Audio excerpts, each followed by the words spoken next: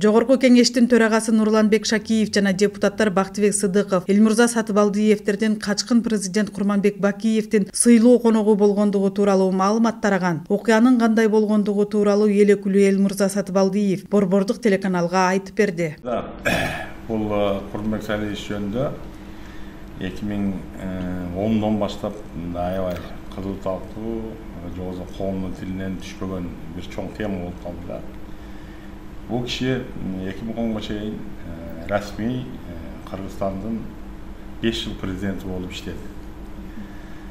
Туура мен ушул иш сапар менен, төраганын расмий иш сапары менен Белоруссиянын Минск деген шаарына бардым. Биз делегациянын катарында төрага баш болуп, жетөөбүз элек. Чексен болобу?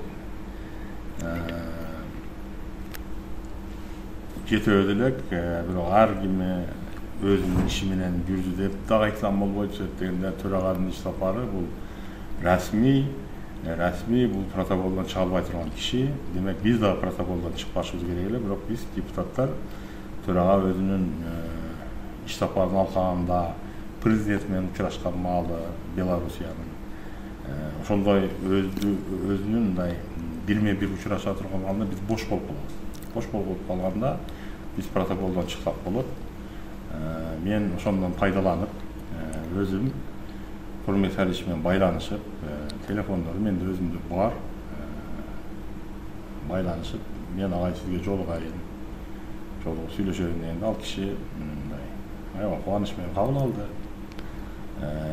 Мен өзүм болжолдогон жерге ал киши келди. Айдоочусу менен.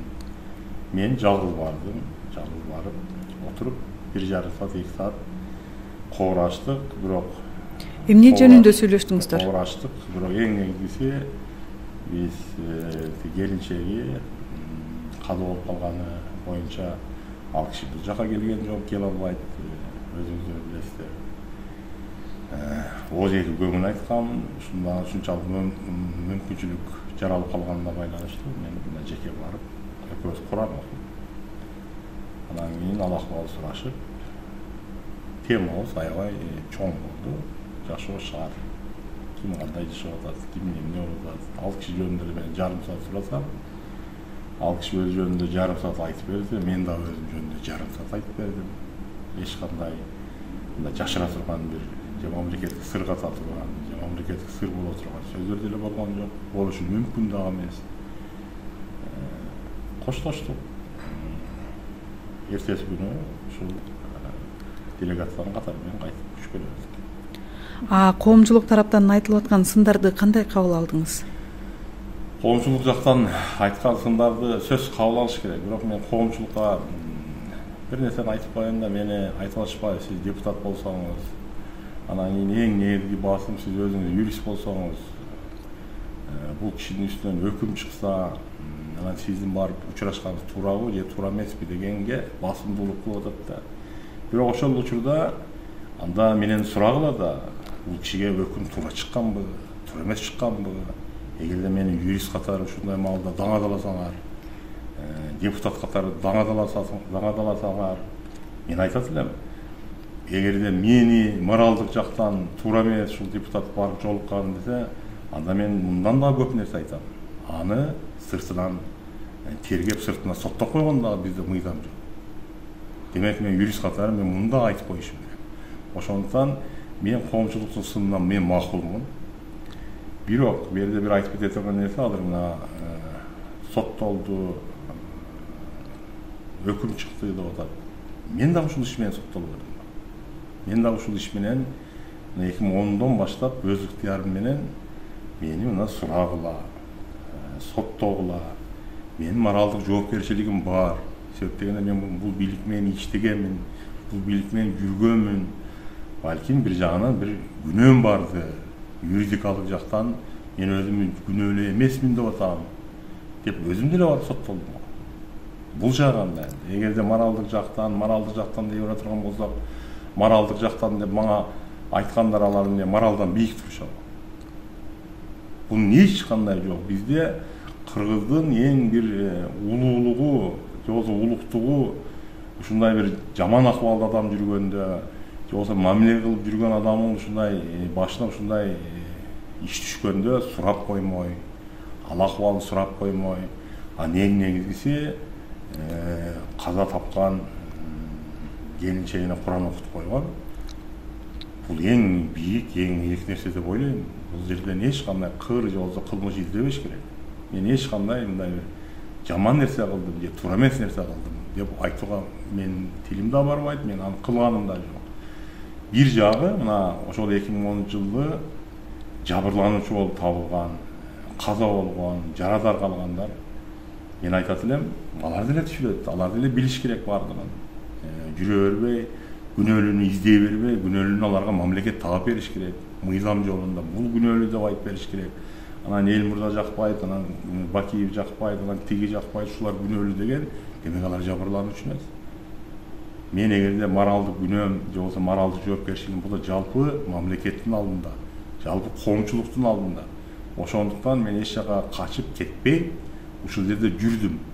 Мына сурап койгула, жүрөм мен, юристмин мен, туура ошол 7-кабатта отурганмын ошол күндө. Билип алгыла, тактап алгыла деп канча убактым кетти. 2020 10 жыл ушунун үстүнөн жүрдүм. 10 жыл жүрдүм. Мына элиң бар экен, жериң бар экен, өзүңүздөр билесиздер. Мен бир мандаттуу округтан шайланып келгем. Эгерде мага азыр кимдир бир доомат кыла турган болсо, ошол менин округумдагылар доомат кылышы мүмкүн. Бирок алар доомат кылбайт. Алар мени түшүнөт. Алар мени өзүнүн баласындай көрүшөт. Биз эл ушундай улуу, өзүбүздүн балабызды жактайбыз, өзүбүздүн балабызды мактайбыз, дактайбыз. Ошондуктан коомчулуктун сын айтыш керек, коомчулук. Бирок сынды дагы туура айтыш керек деп ойлойм. Дагы бир айтып коеюн, өлүм улук. Эч качан өлгөндөр күнөөлүү болбойт. Биз тирүү алгандар күнөөлүүбүз, ошол 2010-жылдагы каргашалуу окуяга. Ошондуктан буну бөлүп караш керек. Азыр мени алып барып туруп, ушу жабырлануучулар эмне дейт? Сен жабырлануучуларды ушундай тебелеп койдуң, же болбосо жабырлануучуларга туура эмес мамиле кылып койдуң деген жакка дагы бурушат коомчулук. Мен ошончо атайын айтып атам, өлүм улук. Мен эч качан өлүмдөн жогору кеткен адам эмесмин. Алар эч качан күнөөлүү болбойт. Кетти, ак келди, ак кетишти.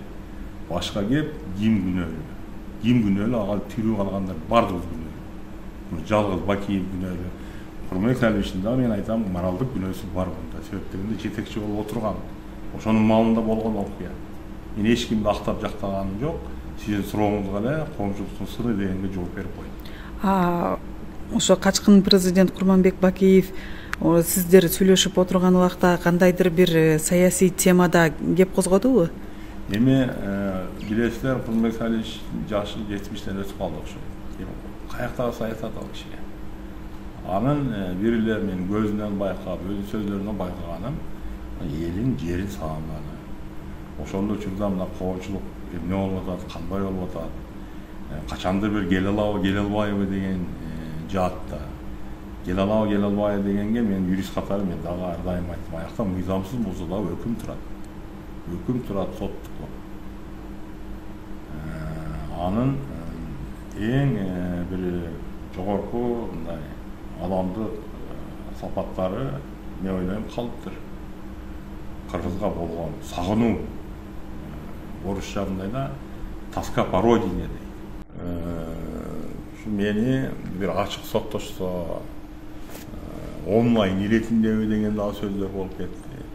Же ошол жерге мени уруксат берсе, мен барып ачык ошол күндө болгон окуяны эмне дегенде, ал киши билгенде, ал окуяны эч ким билбейт. Эч ким билбейт да, ал киши гана билет да, биле турган нерселер бар. Мисалы үчүн мен дагы жүрдүм ошондо, мен анчалык билбейм, мен көргөнүмдү билдим. Ал биз көрбөгөндү билиши мүмкүн, же билет. Ошондуктан мен андан каалоо көрдүм да, ошо бир соттошу, бир же нары же бери болбосам жакшы болот эле деген бул анын мындай ичиндеги немеси. Арыз муңу. Арыз муңу. Депутат эмесмин. Же болбосо сиз журналист эмессиз. Биринчиден мен Элмурзамын, мен адаммын. Мен фамилиям бар, мен адам болуп жаралганмын. Ошончо адамгерчилик менен барганды силер депутаттык менен эч мындай айырбалабагыла. Кош керек буну.